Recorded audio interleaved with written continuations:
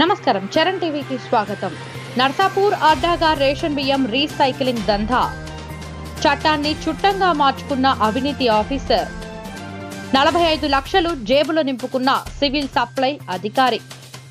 4 మిల్లుల పేరుతో 223 ఏసీకేల బియ్యంను లోకల్ గోదాంలకు తరలించడంలో ఆంతర్యం ఏంటి? పీడీఎఫ్ రేషన్ బియ్యాన్నే రీసైక్లింగ్ చేసి లోకల్ గోదాములకు పంపించారు. పెద్ద మొత్తంలో అక్రమాలకు పాల్పడ్డ సివిల్ సప్లై అధికారులు. 1. గోమారం సత్యసాయి 68. 2. దొంతి మాత ట్రేడింగ్ రైస్ మిల్ 50. 3. పెద్ద గొట్టిముక్కల ఆంజనేయ మిల్లు 80. 4. నర్సాపూర్ శ్రీ సాయి శ్రీనివాస 25. మొత్తం కలిపి 223 ఏసీకేల బియ్యం దొడ్డిదారిలో గోదాంలో భర్తీ చేశారు.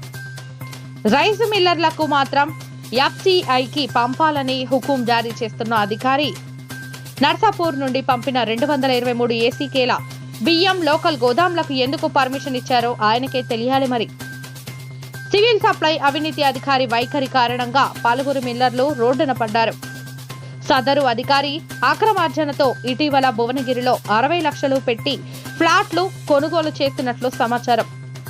మెదక్ వచ్చిన ఏడాదిలోనే కోట్లాది ఆస్తులు ఎలా వచ్చాయో అధికారికే ఎరుక. పెద్ద అయిన అక్రమాస్తులపై త్వరలో మీ చరణ్ టీవీలో.